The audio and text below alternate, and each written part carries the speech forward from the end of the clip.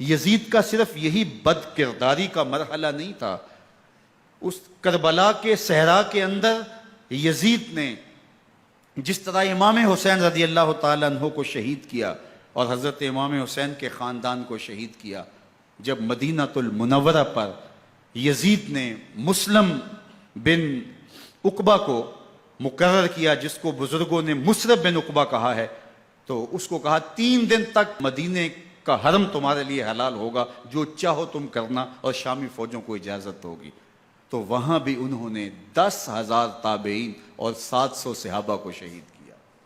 حضرت ابو سعید خدری رضی اللہ تعالیٰ عنہ گھر سے باہر نکلے، کافی بوڑھے ہو چکے تھے، تو انہوں نے حضرت ابو سعید خدری کو پکڑ لیا، کہا تم کون ہو؟ کہا مجھے ابو سعید خدری کہتے ہیں۔ تو کہا ہاں تمہارا نام سنا ہے، اور داڑھی سے پکڑ کے کھینچا اور کہا کہ ہے تمہارے پاس جو ہمیں دو؟ تو کہا کہ میرے پاس تو کچھ بھی نہیں، میں تو فقیر آدمی ہوں۔ تو ان کے گھر ان کو لے گئے، تو 2 کبوتر رکھے تھے حضرت ابو سعید خدری نے، تو وہ کبوتر لوٹ کے لے گئے۔ تو ایک خاتون کے ابھی بچہ پیدا ہوا تھا، اور قابلہ نے، دائیا نے، وہ بچہ ماں کی چھاتی پہ لٹایا، اور وہ ماں کا پہلا دودھ پی رہا تھا۔ تو یہ جا کے کہنے لگے نکالو تمہارے پاس جو کچھ ہے، جو کچھ ہے وہ ہمیں دو، ورنہ تیرے بچے کو نہیں چھوڑیں گے۔ تو ماں بچے سے مخاطب ہو کے کہتی ہے، ابھی بچہ پیدا ہوا ہے اور ماں سے پہلا دودھ پی رہے، کہ بیٹے اگر میرے پاس کچھ ہوتا، وہ قیمتی سے قیمتی چیز بھی ہوتی، تیری جان کے لیے قربان کرتی، لیکن اس وقت میرے پاس کچھ ہے نہیں۔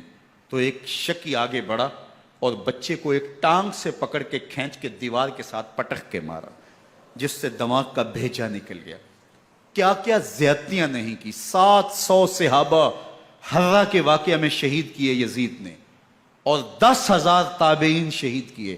مسجد نبوی میں ممبر رسول کے ساتھ گھوڑے باندھے، اور وہ ممبر رسول اور مصلی رسول کے قریب لید کرتے رہے۔ 3 دن تک مسجد نبوی کے اندر گھوڑے بندھے رہے، اور مدینہ کی حرمت پامال کی۔ مدینہ کے گھروں کے اندر یہ بدکماش داخل ہوئے، اور جو بدکاریاں انہوں نے کی، کلیجہ منہ کو آتا ہے۔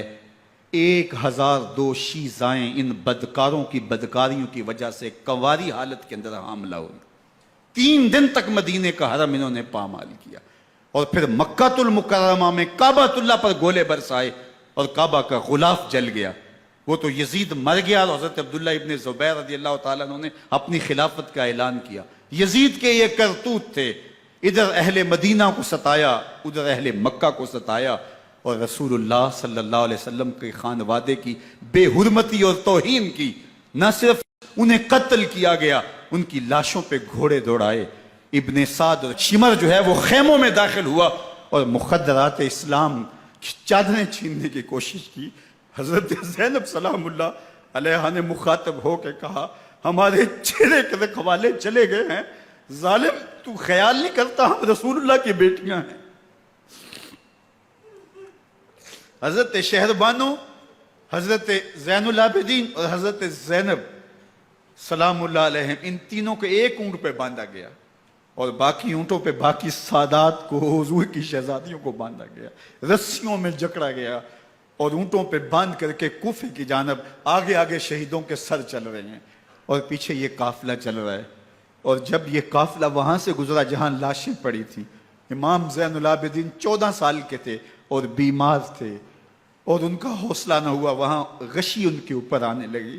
اور وہ منظر ابن کثیر نے، باقی لوگوں سب نے لکھا ہے کہ پھر جب ان کی یہ حالت ہوئی، تو پھر سیدہ زینب سلام اللہ علیہ، جنہوں نے ابھی تک بڑے حوصلے کے ساتھ ساری مشکلات کا مقابلہ کیا تھا، اب ان کے بندھن ٹوٹ گئے اور آنکھوں سے آنسو بہنے لگے، اور سیدہ زینب نے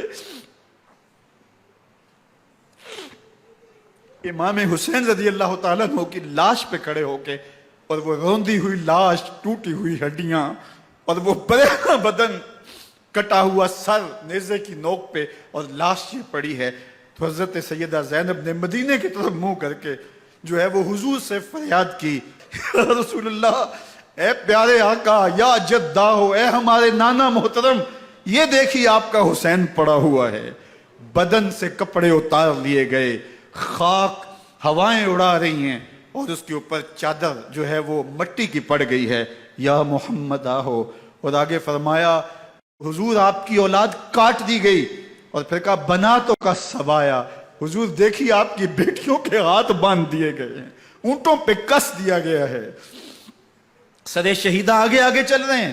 راستے کے اندر ایک جگہ آئی اور ان کو اتارا گیا، رات کا موقع تھا، ایک خاتون آئی اور اس نے کوئی کھانا پیش کیا ان کو اور کہا کہ میں کسی زمانے میں حضرت سیدہ فاطمہ تو زہرا کی نوکری کیا کرتی تھی، ان کی لونڈی تھی، ان کی کنیز تھی، اور آج مجھے پتہ چلا کہ آپ لوگ گزر رہے ہیں تو میں نے کہا کہ میں اپنی مخدومہ کے خاندان کی خدمت کروں۔